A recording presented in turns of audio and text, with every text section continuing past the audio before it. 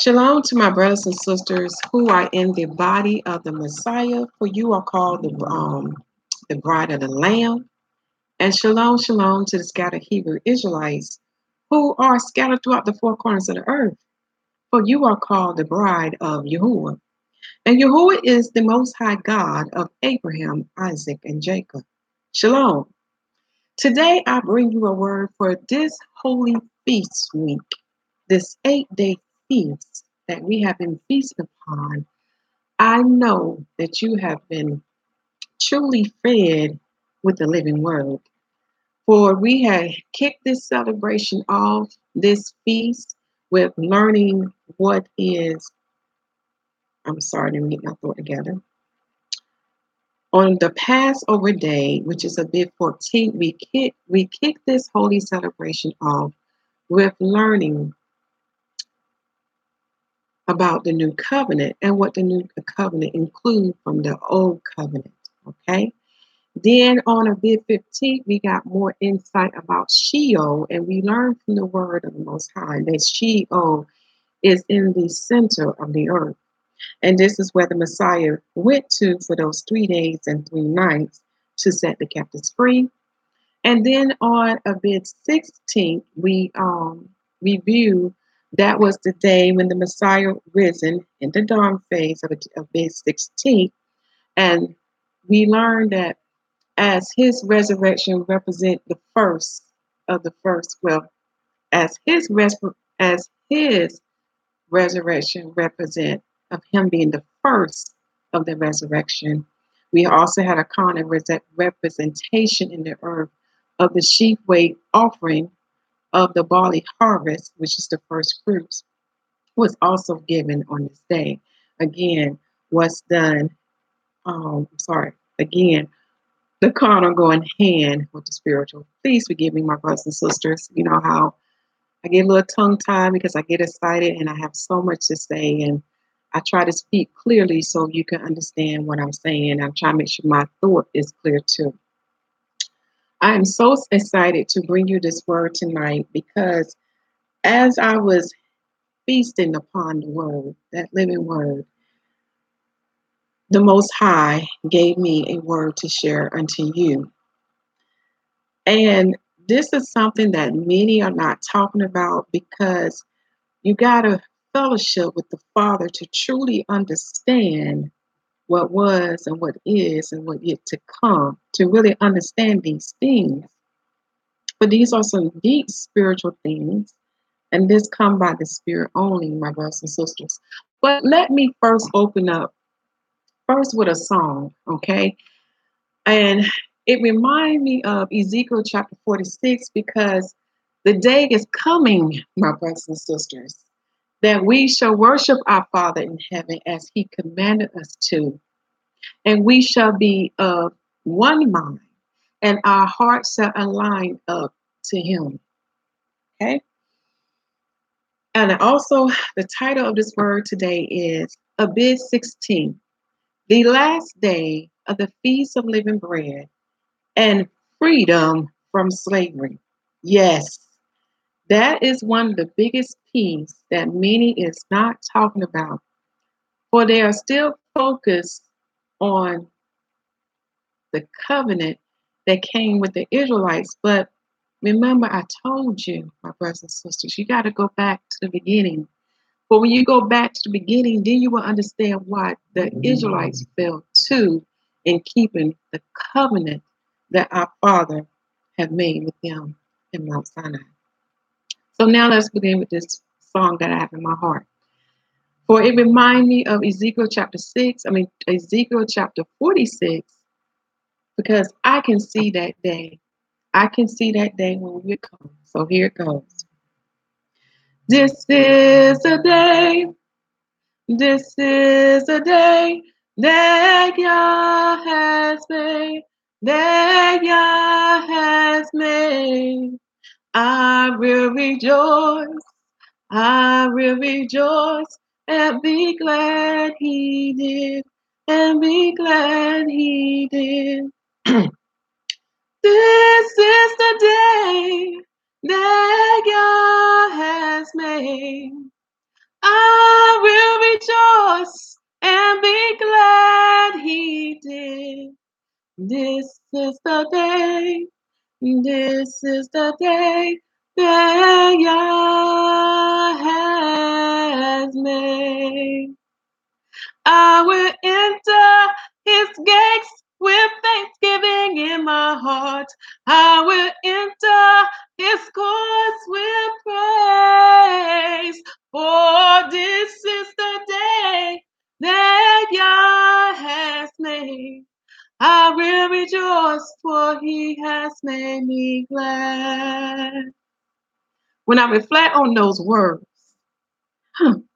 it reminds me of what the word. It reminds me of what the word said that what was and what is and what yet to come. For we shall worship him on his holy days and keep those laws, statutes, judgments, and commandments perfectly in the new eternal kingdom. Okay. So now for this word. Abib 16, the last day of the unleavened bread. The last day of the Feast of Unleavened Bread and freedom from slavery. Okay? So on the Passover day, we talked about getting understanding of this new covenant. And the picture I want you to see is that this is one of the components that is often left out. And it's dealing with us being set free. To understand that, you have to go back to the beginning of the book. Okay. Now, just like we have in the spiritual, we have a carnal representation. So most of us are familiar with the Israelites being servants to the Egyptians. Again, our Father always speaks to us spiritually and carnally. But one of the pieces that's often left out during this holy 8-day feast is that no one is talking about what was done to correct the first Adam mistake. We're truly not understanding what bondage was broken. We're truly not understanding the liberty that we now have received in this world of darkness. So we're going to talk about it. So check the chat box, okay? I put the 2 links of the 2 chapters that we shall read tonight. And I have not figured out how to do this on live, where you can see the word, because I don't want you to focus on me as I'm reading the word. I want you to pull the Bible out and I want you to hear the word, because it's some deep things that the Messiah is saying unto us. So I put those links so you will have access to the 16:11 as we read Romans chapter 6 and 2 Peter chapter 2. But let's first open with the appetizer. Let's start with the Messiah, because he gave us a hint on what the new covenant gives us. And this new covenant makes us free. We're no longer bound anymore. Okay, so let's start with the book of John. And we're going to chapter 8. And we're going to look at verse, let's see here. We're going to start with verse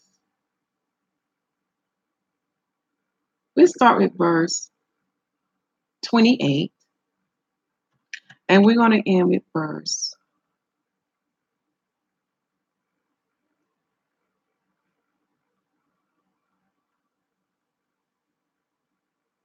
30. Let's see here. Let's end with verse 38, okay? 28 to 38.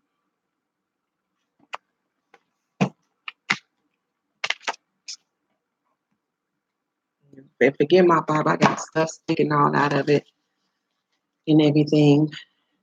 So I want you to get your Bibles out, and I want you to go to John chapter 8. And we're going to start with verse 28 and end with 38. Then said Yahushua unto them, when ye have lifted up the Son of Man, then shall ye know that I am he, and that I do nothing of myself, but as my Father hath taught me, I speak these things. Again, we have a verse to prove unto you, my brothers and sisters, that the Father and Son that the Father and Son are separate spiritual beings. And he had just spoken that our Father in heaven taught him everything he knew. So again, he gave all honor, glory, and credit unto the Father. Let us keep going. Verse 29. And he that sent me is with me. The Father have not left me alone, for I do always those things that please him. And that's a deeper mystery there too. He said he's not alone. Again, these things are spiritually to understand. To understand that verse, read Matthew chapter 28, verse 20, and the book of John chapter 14 to chapter 16, and the book of Luke in chapter 4. But let us keep going. Verse 30. As he spake those words, many believed on him. Then said Yahushua to those Jews which believed on him, if ye continue in my word, then ye are my disciples indeed. So if we follow his word and apply his word in our daily lives, we are his students. We are his disciples. Verse 32. And ye shall know the truth, and the truth shall make you free. Now, I know you hear this verse a lot, but you want to highlight this verse because the Messiah is about to give you a deep revelation what this new covenant covers. See, we are in the season of Passover, known as the Feast of Unleavened Bread, and we know bread is the carnal representation of the Word, and the Word is what feeds our spiritual man. So he said, what the truth shall make you free. What did that mean, my brothers and sisters? We have to go back to the beginning to understand how the truth shall make us free. For we know the word of the Most High, who is the living word, who came upon the earth and was clothed with the flesh and blood of David. Okay, as John chapter 1 says, that word also gives you Yah's truth. Okay. Verse 33, they answer him, we be Abraham's seed and were never in bondage to any man. How sayest thou, ye shall be made free? So they was not understanding what the Messiah was saying because those men that was talking to him, they at that time was free. They belonged to no man. Okay, but let's keep going. Verse 34, Yahushua answered them, verily, verily, I say unto you, whosoever committeth sin is the servant of sin. Now, you want to highlight that because I'm stressing something spiritual here. This goes back to the beginning. See, don't just start with Israel. It starts with our forefather, Adam. We need to really get a true understanding what happened when Adam transgressed against the Most High. What happened, my brothers and sisters, when Adam sinned? See, I keep stressing this, that the law was at the beginning. It didn't come in the covenant of the Israelites. It didn't start there. It started at the beginning. And when you understand that, then you will understand it's not put away, but we're going to talk a little bit more because Paul gave a deeper mystery about the law. Okay? But it existed since the beginning. Let us keep going. Okay. We'll read verse 34 again. Yahushua answered them, verily, verily, I say unto you, whosoever committeth sin is the servant of sin, and the servant abideth not in the house forever, but the Son abideth ever. If the Son therefore shall make you free, ye shall be freed indeed. I know that ye are Abraham's seed, but ye seek to kill me, because my word have no place in you. I speak that which I have seen with my father, and ye do that which ye have seen with your father. So in your spare time, read this whole chapter because the Messiah is about to break it down. Also read 1 John chapter 3 to your spare time. I'll type that in the box. Because what he's talking about here in verse 37, he said, because my word have no place in you. Again, the word is a spirit. It had no place in them. So what took the place of that living word? When you read further down, you will learn in verse 44, they are they serve the father, the devil. That's whom they serve, and that's whose spirit they have. And when you read 1 John chapter 3, it'll give you more detail. Again, these things are spiritually discerned to understand what he means that my word have no place in you. And as is written in, I think in John chapter 6, let me see, can I find that verse? It is written in John chapter 6, verse 63. For it says, it is the spirit that quickeneth, the flesh profiteth nothing. The words that I speak unto you, they are spirit and they are life. Again, these are not letters and words we see written on the paper. The word he's talking about is a spirit. Okay. And that spirit was not in them. All right. Now, I want you to go to the chat box because we're going to Romans chapter 6. This is Brother Paul speaking. And as I'm reading the whole chapter, I'm asking you that we finish it from beginning to end. One of the greatest mistakes that many people make, they take one verse of Paul and they run with it. You cannot do that with Brother Paul writing, for it shall be a great, what's the word I'm looking for?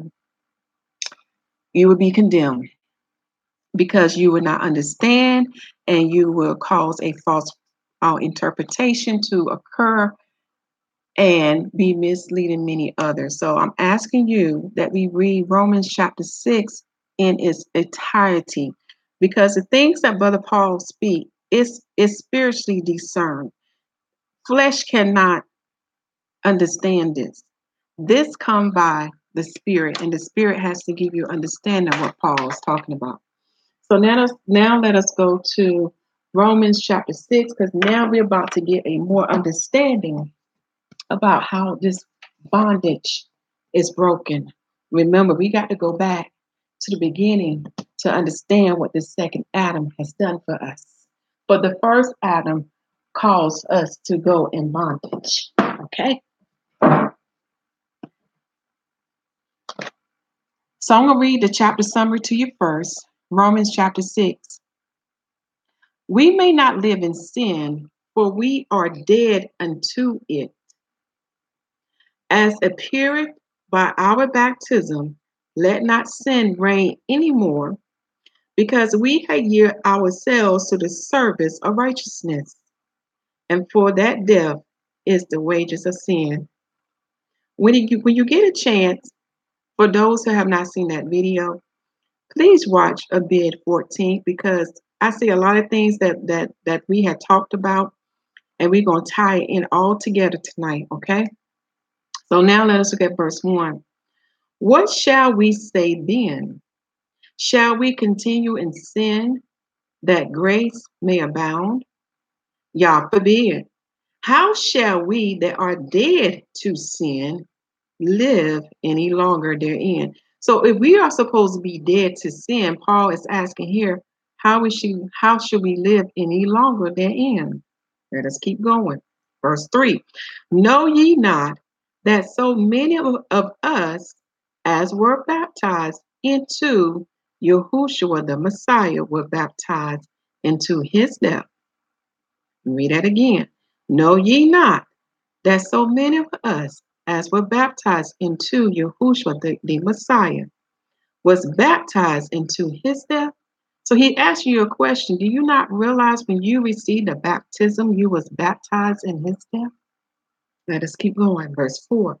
Therefore, we are buried with him by baptism into death, that like as the Messiah was raised up from the dead by the glory of the Father, even so we also should walk in the newness of life.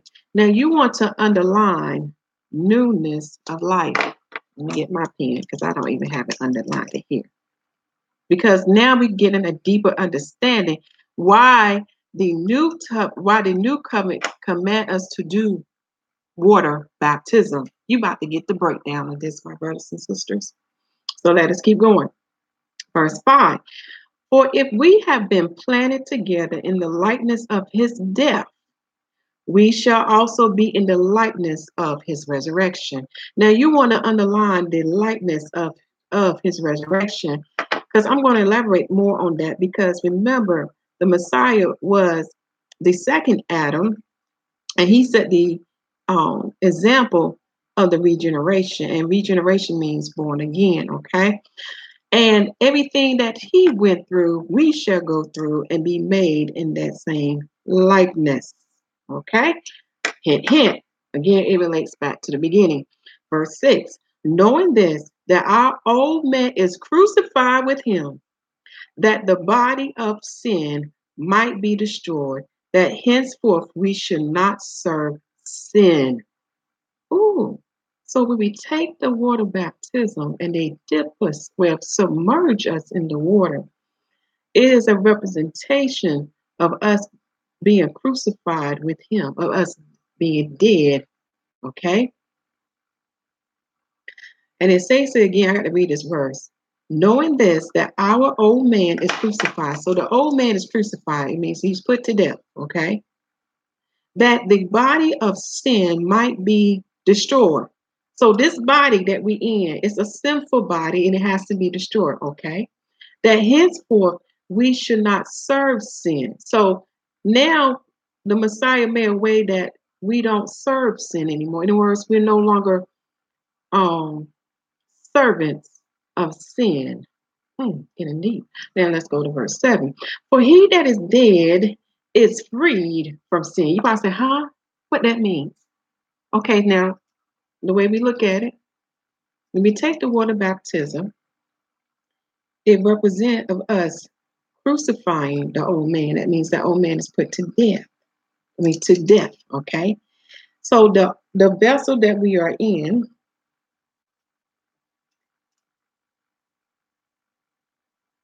is, what's the word I'm looking for? Tainted, defiled, and sinful. So it has to be crucified with the Messiah. Okay. You read verse 7 again. For he that is dead is free from sin. So once we take our death with the Messiah, we become free from sin. Let us keep going. Verse 8. Now, if we be dead with the Messiah, we believe that we shall also live with him. So the same way he died, guess what? He was resurrected. He was brought back to life. So if he did it, we shall do it. Okay. Again, we have a spiritual and a carnal representation of this. We got to get the understanding on both sides here. Okay, my brothers and sisters. So let me read verse 8 again. Now, if we be dead with the Messiah, we believe that we shall also live with him, knowing that the Messiah, being raised from the dead, dieth no more. Death have no dominion over him. Now you want to underline this part, that death have no dominion over him. Now we're going to start going back to the beginning. When you study about the two trees, one was representing life and one was representing death. What happened when Adam ate from the tree of knowledge of good and evil? Adam's body became no longer eternal. His body became corrupt, and I want to make sure I use this word in the correct way, mortal. Okay? In other words, he was no longer an eternal being anymore. And because he did that,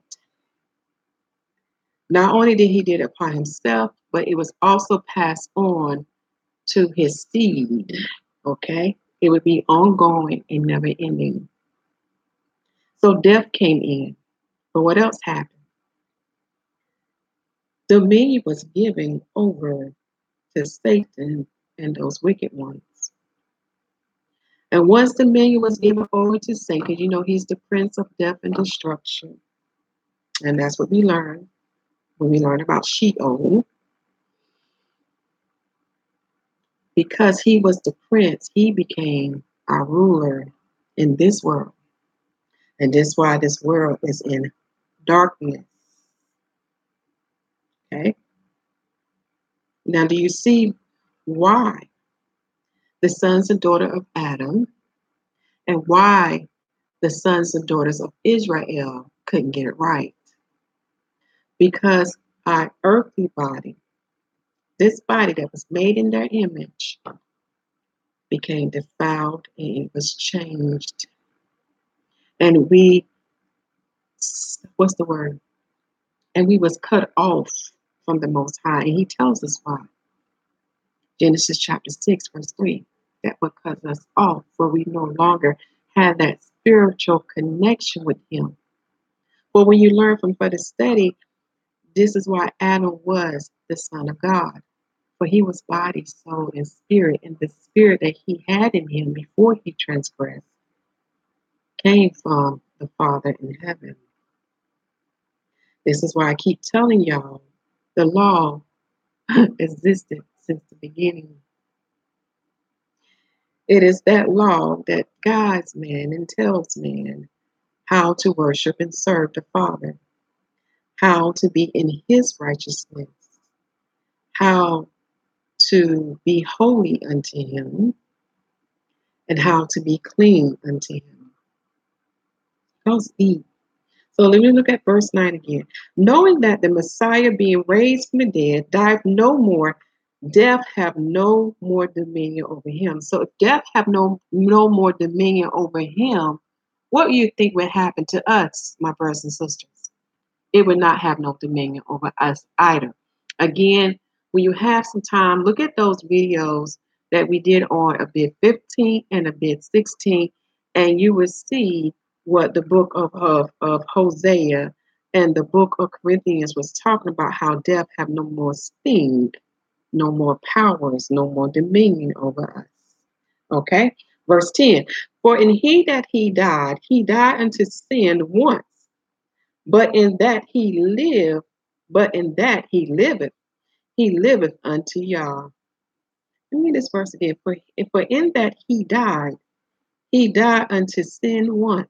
So he died only once, my brothers and sisters. Again, we shall only die once. Okay? But remember, he made himself a living sacrifice for us.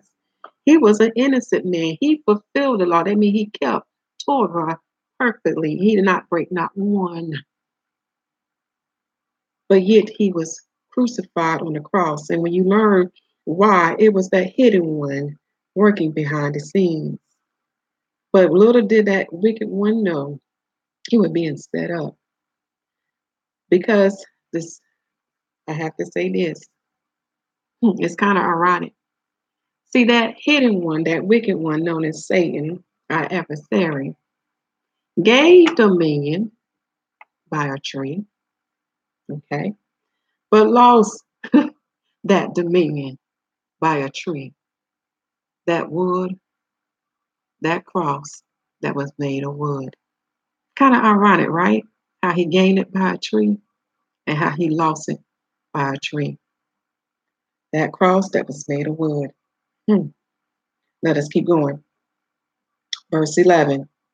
Likewise, reckon ye also yourselves to be dead indeed unto sin, but alive unto the Most High through the Messiah, through Yahushua the Messiah, our Master. So we are dead unto sin. Okay? And now we are alive, as the word said, that the Spirit will what? Quicken us, bringing us back to the status of Adam. And the only way to be redeemed back to the Father, you have to go to his Son, for he said he is the way to life and truth. He is the way to the Father. And no man can go to the Father only but through him. And it makes sense, for he made this great sacrifice for us. Verse 12, let not sin reign therefore in your mortal body, that ye should obey it in the lust thereof. Not yield ye your members as instruments of unrighteousness unto sin, but yield yourselves unto the Most High, as those that are alive from the dead, and your members as instruments of righteousness unto the Most High. So now he's saying, now you need to get control over this flesh that you are in. Okay? Because if you study more, you will learn that this flesh does crave a lot of simple things. Okay? This is why some of us, what's the word I'm looking for now? Some of us may not have problem with one type of sin, but we are weak in other types of sin. Again, all of us are dealing with something that this body, that this flesh craves, okay? But you have to learn how to tap into the power. And what I mean by that, to overcome the flesh, it is by the spirit. That spirit that Adam lost. And when I say Adam for that, I mean male and female. That holy divine spirit that Adam lost. But let us keep going. Verse 14. For sin shall not have dominion over you, for ye are not under the law, but under grace. Now that verse you want to highlight because it's going to trip some people up, but Paul going to explain himself, Israelites. Okay? And I need to define what it means to be under the law and under grace. For we talked about this on Abib 14 on the Passover day. To be under the law, that means that the law is your ruler and judge. To be under grace, that means grace is your ruler and judge. Okay? We read verse 14 again. For sin shall not have dominion over you. Okay? For ye are not under the law, but under grace. Remember, a new covenant was made, so you can no longer be a servant to sin. All right? And let's keep reading because we're going to break verse 14 down.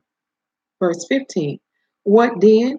Shall we sin because we're not under the law, but under grace? Yah forbid. Now, I know some of y'all scratching your head. Well, what did Brother Paul mean? When we in the new covenant, my brothers and sisters, we're no longer under the law, and what that basically is saying, the law is no longer your ruler and judge. But when you study the old covenant, whatever transgression you commit, you have to follow through with the punishment or the judgment that came with that transgression. For example, let me use one. I'm trying to think of a basic law that was broken. Gathering wood on the Sabbath day. In the law, you was put to death. Do you see there was no room for grace and mercy? But under this new covenant, we have the Messiah, who is our ruler and judge now. And because of him, we have mercy and grace. See, through him, he knows what we're going through in this fourth beast kingdom known as the Roman Empire. And he knows what the wicked ones have done with their lives and how they spread it throughout the four corners of the earth. So as we are awakening back to the truth of the Most High, he covered us for the sin of ignorance, things that we did not know or had no knowledge of due for us being in darkness. Okay? The new covenant goes very deep on what it covers, okay? Also, the new covenant is inclusive of the old covenant.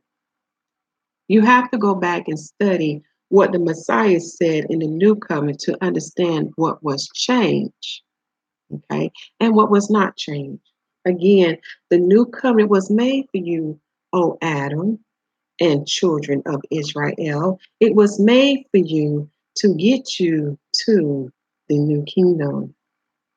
And when you understand that and understand what happened beginning, then you understand why we are in this new covenant and why it was made. But let us keep going. So Paul here made it clear that we should still not sin because we're not under the law as our judge and ruler, but we're now under grace, which is the Messiah. He's now our judge and ruler. But he's making clear we should not commit sin. And the extra chapter to read is Romans chapter 8, because Romans chapter 8 would teach you that what the problem with the old covenant is that the law could not make man to subject himself to the law or to those or to be obedient. In other words, the old covenant could not subject man, the old covenant could not subject man, nor his flesh, nor his mind, to be obedient to those laws, statutes, judgment, commandments. It couldn't make them, all right? Or give them the willpower to overcome those sinful things that their flesh craves. So a new covenant had to be made that would give them the ability to overcome sin, to overcome the flesh, and to overcome death and the power of darkness. Do you see now where I'm going with this? Then this is what Brother Paul is saying, okay? Again, you have to come in the whole volume of the book to understand Brother Paul, because he comes with some deep things. But in your spare time, read Romans chapter 8 and you will see what I'm talking about, okay?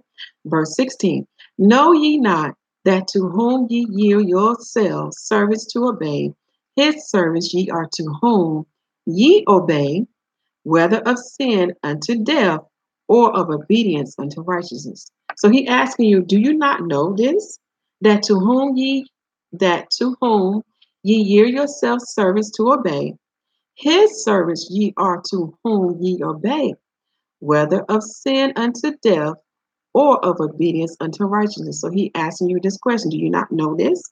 Verse 17, but the Most High be thanked that ye were servants of sin, but ye have obeyed from the heart that form of doctrine which was delivered you. Now, to understand what that means, you need to read 1 John chapter 1. Again, the Most High is not a liar, and all men has committed sin. Those who say they have not, then you are calling the Father a liar, okay? Because it brought forth what was yet to come. It brought forth this new covenant, and this is something that we should rejoice and be thankful unto our Father. Verse 18, being then made free from sin, ye became the servants of righteousness. Oh, this is getting deep now. So we graduated, my brothers and sisters. We are transitioning once you receive the new covenant, which is the salvation of the Most High. And the salvation of the Most High is the Messiah, and his spirit, which is a comforter, shall bring you the fullness of Yah, and they shall abide in you. And when they abide in you, guess what? You become the servants of righteousness. This is the reason why Abraham and Sarah is your father and mother, for they represent the father and the mother of the faithful and the righteous. This is why we see in the old covenant where we transition from the circumcision of the flesh to the circumcision of the heart, for it represents what is sealed of righteousness, but now in spirit, because we cannot do this by hand. We have to do it through his spirit to fulfill the law. Okay, let us keep going. Verse 19, I speak after the manner of men because of the infirmity. Oh, let me read verse 18 again. Being then made free from sin, ye became the servants of righteousness. The Father is reminding me, who else did we become free from? Who else did have power and reign over us? Who else was put under Satan? He no longer have dominion. He don't even have the keys to the bottom of his pit.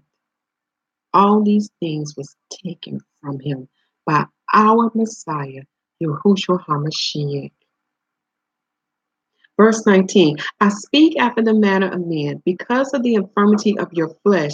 For as ye have yielded your members service to uncleanness and to iniquity unto iniquity, even so now yield your members servants to righteousness unto holiness. So now we are no longer servants of sin. We're now transitioning to servants of righteousness. And who righteousness? The righteousness of Yahuwah. Okay. And through his righteousness, read Romans chapter 10, through his righteousness and that Holy One that dwelt in you, through his righteousness shall you be holy and acceptable unto him, without spot nor wrinkle. And how do we know what is holy and acceptable unto him? His spirit will what? Teach you all truth. His spirit will teach you how to keep the law in this fourth beast kingdom. Okay, a mission that men are not understanding. His spirit will also help you fulfill the law, for you cannot do this by your hand, for you are flesh. But now you need his spirit to overcome the flesh. Therefore, through his spirit, the one who abide in you, again, making you holy and righteous before our Father in heaven. Verse 20, for when ye were the servants of sin, ye were free from righteousness. So when we was the servants of sin, okay, and again, it goes back to the beginning. It started with our forefather Adam. That's where it started at, where we became servants of sin. And because we were servants of sin, I'm sorry, it cut off that connection with the Father that kept us righteous before his eyes. Let me say this again. I want you to meditate on this. Because of Adam and his transgression, it put us in bondage. It made us slaves to sin now. And because we were slaves to sin, it cut us off from the righteousness of the Most High, for we no longer had his Holy Spirit to dwell in us. It was cut off. We were spiritually disconnected from our Father. Verse 21, what fruit have ye then in those things whereof ye are now ashamed? For the end of those things is death. But now being made free from sin and become servants to the Most High, ye have your fruit unto holiness and in everlasting life. For the wages of sin is death, but the gift of the Most High Yah is eternal life through Yahushua HaMashyach, our Master. So again, the only way to receive this eternal life, my brothers and sisters, we have to go through the Son. We have to receive the covenant that he made for us. For we no longer can do it by our hand, for the flesh hindered us. Psalms chapter 78 will prove what I'm saying to you, because in Psalm 78, it was written unto the Israelites. Okay? For it says this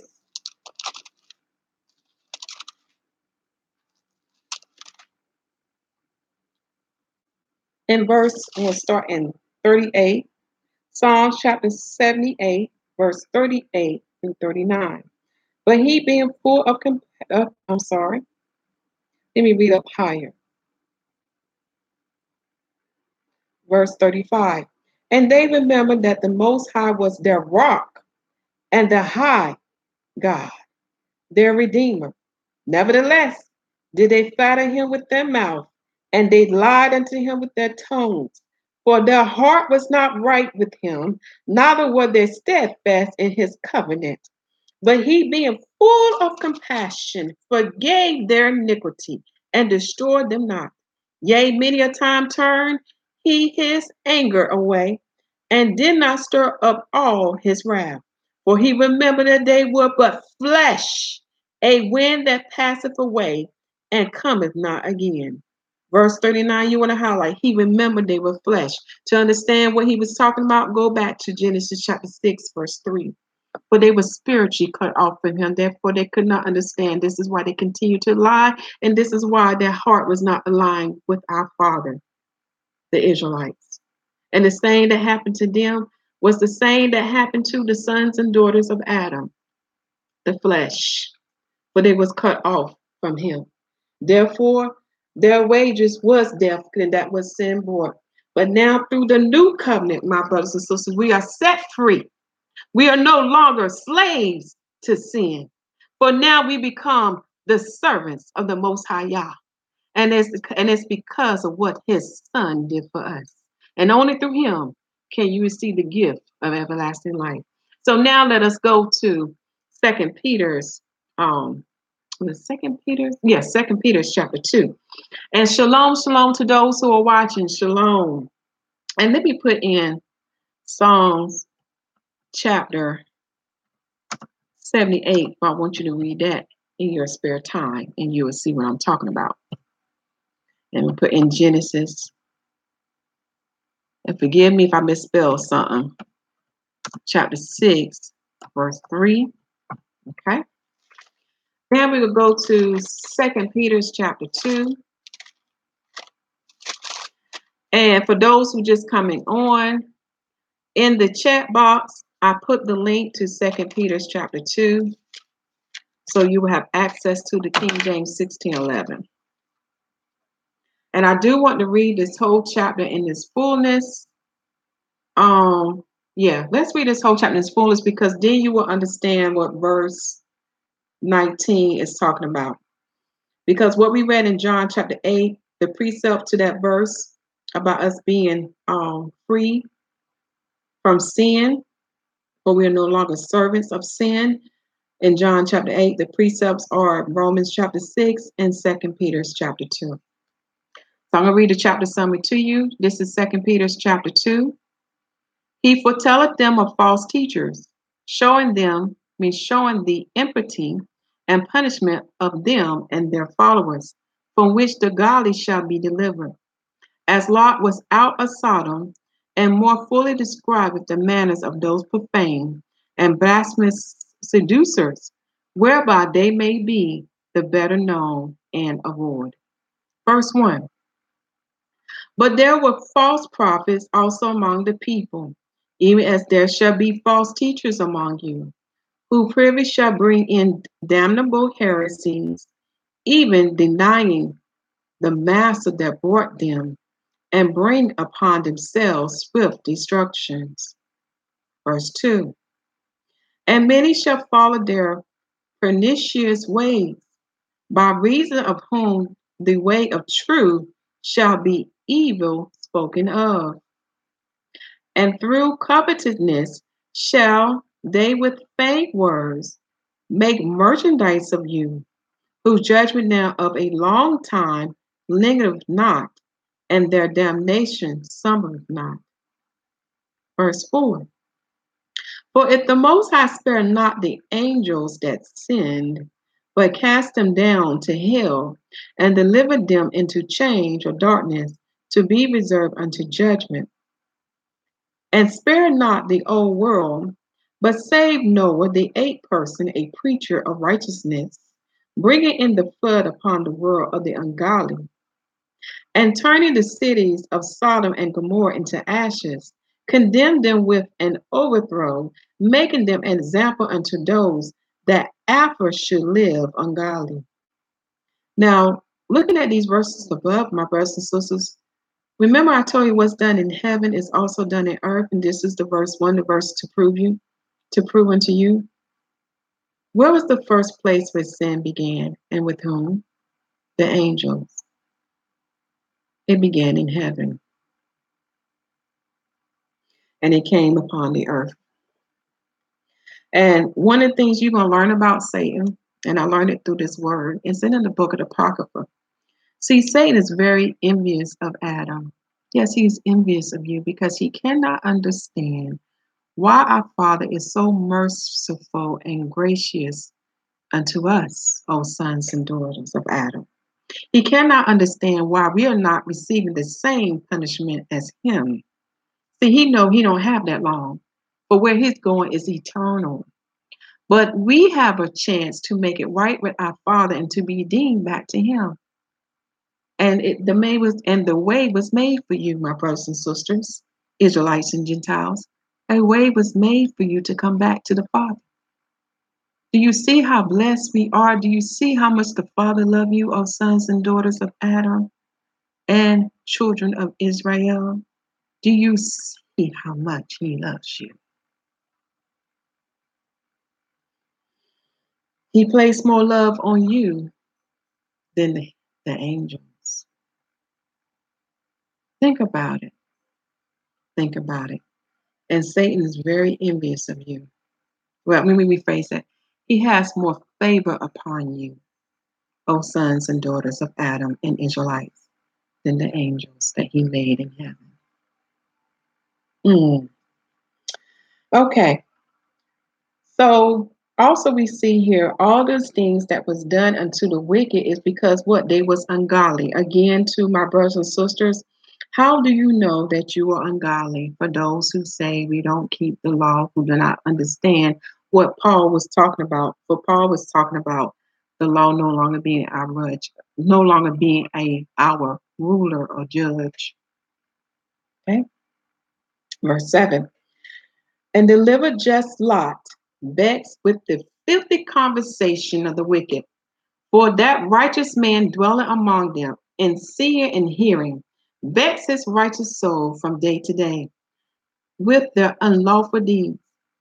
So Lot was the only righteous one in that city, and he was vexed by the wicked. And the same thing is happening today. The wicked today do not want to see us to worship the Most High as He commands. They mock us. They try to torment us, but they don't get it. For they have given an ear unto Satan, that hidden one. And that hidden one was the one that Moses saw in Pharaoh. Read Hebrews chapter 11. You will see what I'm talking about. He saw that hidden one working behind the scenes. The same hidden one that was working behind the scenes when our Messiah was crucified.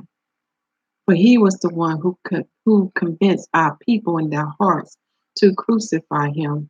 But the Father knew all and saw all and had a plan for everything. And do you see how Satan's plan worked against him? He fell into his own snare. When you study what happened to Sheol, you will see what happened to Satan. But let us keep going. Verse 9. The Most High know how to deliver the godly out of temptations, and to reserve the unjust unto the day of judgment to be punished. This is another verse you want to underline, because now you begin to understand that y'all think that the wicked is getting away. No, they're not getting away. Our Father has a special day for them. Okay? But notice how for the just, for the righteous, for the godly, He will deliver you out of temptation. And that reminds me of our Father's prayer. What we ask Him. Let me go from the beginning. Our Father who art in heaven, hallowed be thy name. Thy kingdom come, thy will be done on earth as it is in heaven. Give us this day our daily bread, and forgive our debts as we forgive our debtors. Lead us not into temptation, but deliver us from evil. For thine is the power, the glory. For thine is the kingdom, the power, and the glory forever. So be it. Do you see? He keeps us from temptation, and He delivered us out of the hands of the evil. Even our forefather Jacob said that the angel was sent unto him to keep him out of evil. That is in the book of Genesis. You will see it written there. He keep us out of the hands of evil. Again, Adam, our Father loved us so much. Verse now 10.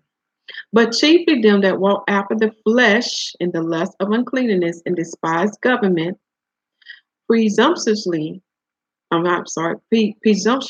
presumptuous are they, self-willed, they are not afraid to speak evil of dignities, whereas angels which are greater in power and might bring not railing accusation against them before the Most High. So the angels got more sense than man, and that's a shame.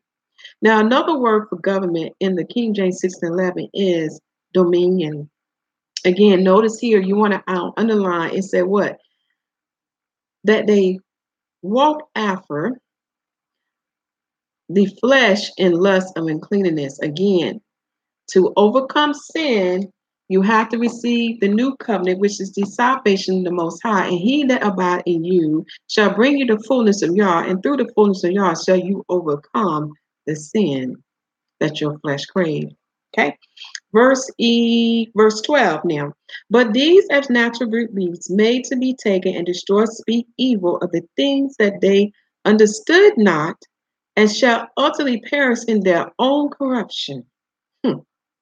Verse 13, and shall receive the reward of unrighteousness as they that count it pleasure to riot in the daytime. Spots they are and blemishes, sporting themselves with their own deceivings while they feast with you. Do you see how he sees them?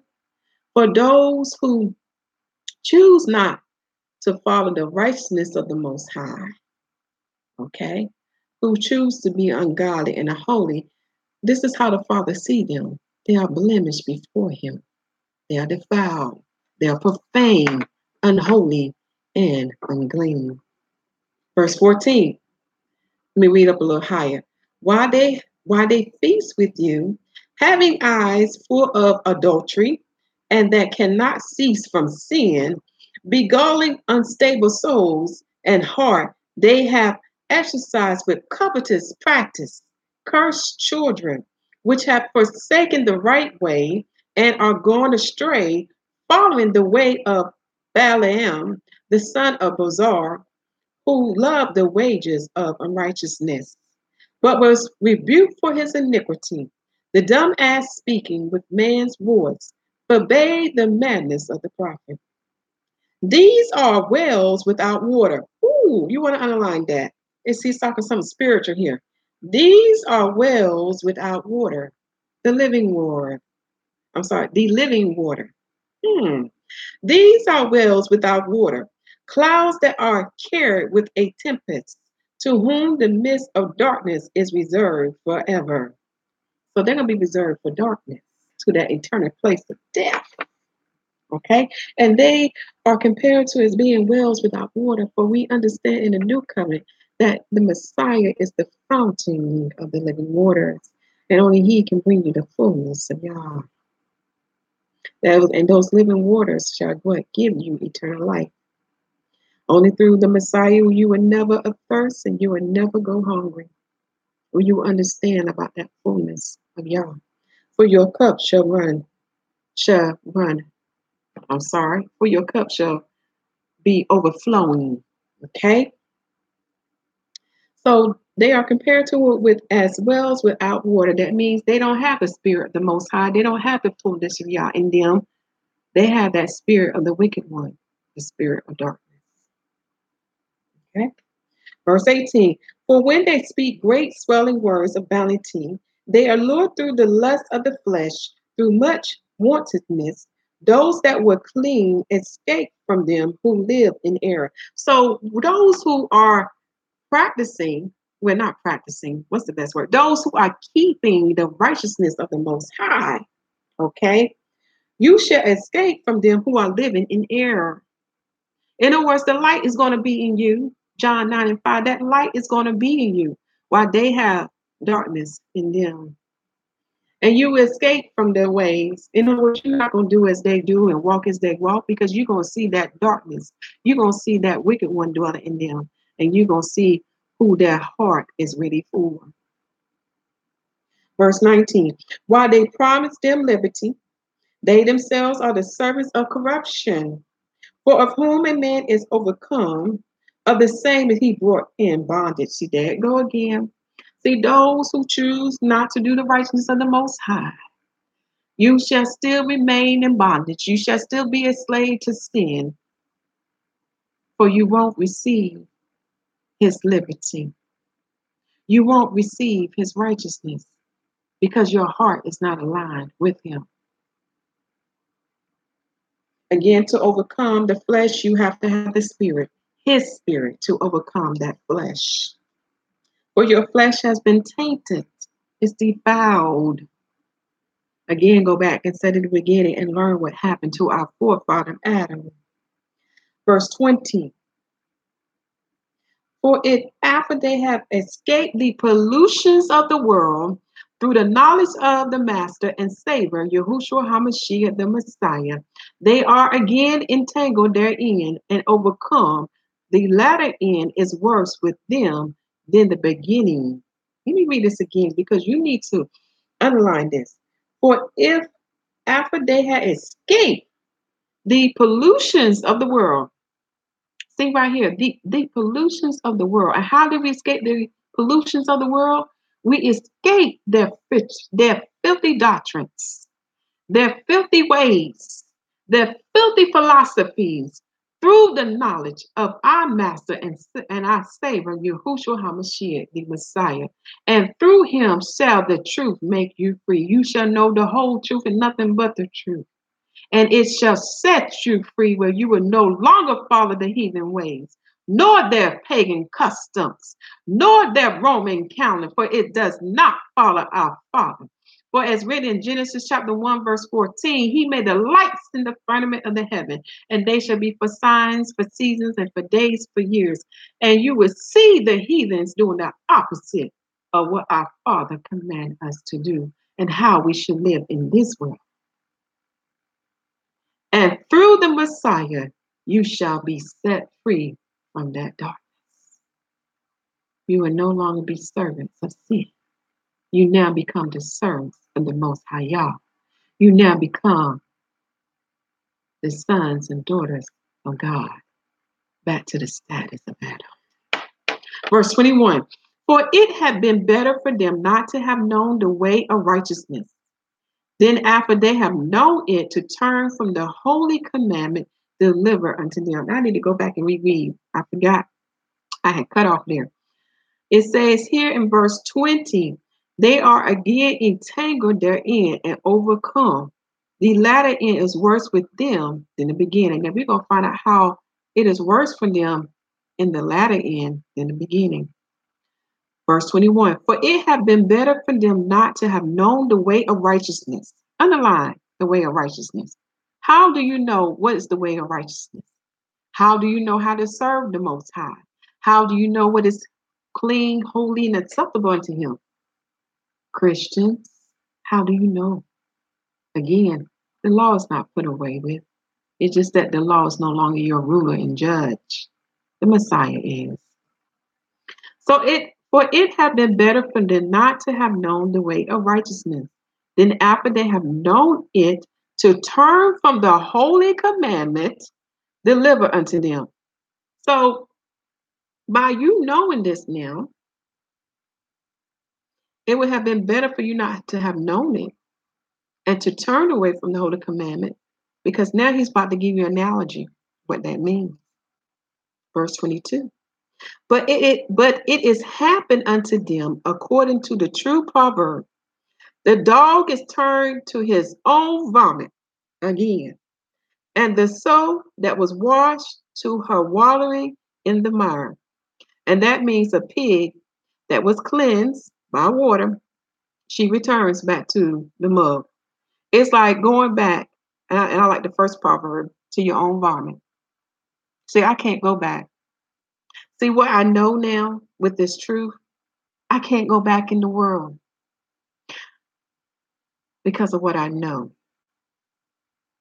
And for those who had a taste of the truth and to go back in the world, it is like going back to your own vomit. It is like going back to the mud to be dirty and filthy again. And verse 21 is stressing that, I got to read it again, my brothers. It's saying that, for it had been better for them not to have known the way of righteousness.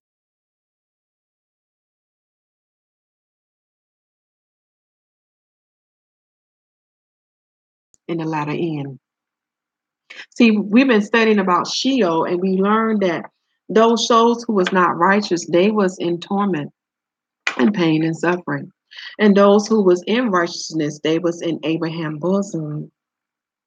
But we also learned that after the captives were set free, after the Messiah was resurrected, starting from that point, any unrighteous soul has a place to go to. They have a place to go to, and that place is called hell. But in this place of hell, the angels are there tormenting those poor souls. But the worst is not yet to come. See, first judgment has to come in the earthly realm by the Messiah, because all authorities and powers is given unto him by his Father in heaven. Okay, so once the Messiah fulfill his assignment, and has prepared the way for the Father to come.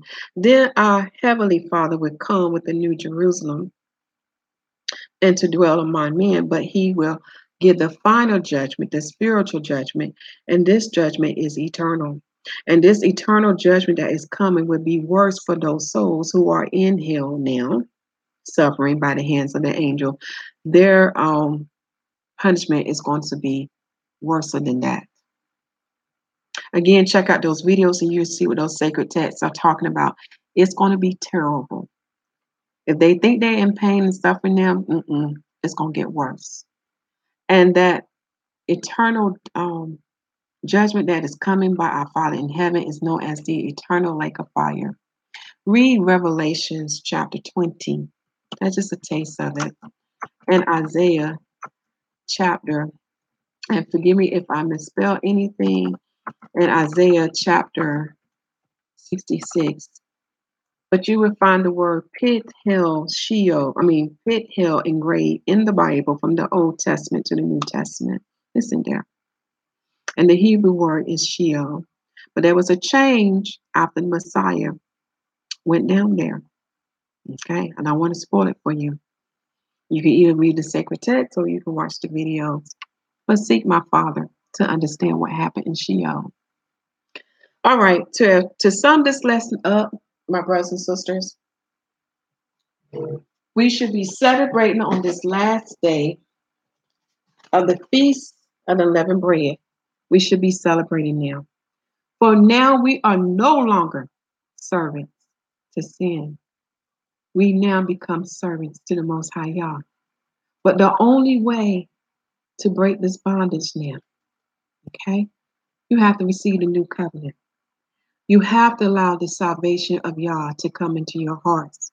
This is the only way that you can overcome the flesh. For you will learn that this flesh we are in is defiled and it craves sinful things. Okay? And we just learned what the water baptism represents. But now we also will follow, that the water baptism represent what we too would go through. For we learn that we too are crucified, and we crucify that old man. And when we come up from the water, we become the new man. And in the new man dwells in you the fullness of Yah, the Messiah spirit. And through him can you overcome your flesh. We also learn that the Messiah is the one who conquered death and gave back dominion to Adam. He also received the keys of the bottomless pit. He controls that too. So everything that Satan gained by the tree of knowledge of good and evil, he lost to a tree known as a cross that was made of wood. Kind of ironic. All right, I said enough, talked enough, don't want to keep you up. But take this time now on this last day on Abib 21st and feast upon the bread and remove any doctrine of man and his philosophies. For what you will learn that those doctrines and their philosophy is what hardens your heart. Allow the Spirit to circumcise your heart. Be willing to listen, willing to hear. Be willing to listen and willing to see what the Spirit is trying to show you. All right, my brothers and sisters, continue to preach the gospel that the kingdom of heaven is at hand.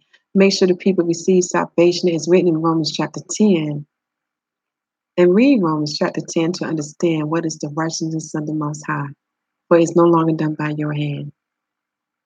And just as the Lamb set the example of the water baptism and the Holy Spirit baptism, we too, we shall follow that same example. For the apostle contained them both. And do you know who that peace is that dwells in your heart? Do you know? Do you really know who he is? Who is that peace? Read Matthew chapter 28, verse 20. For that peace is the one that shall destroy chaos. He shall destroy the wicked one. Shalom.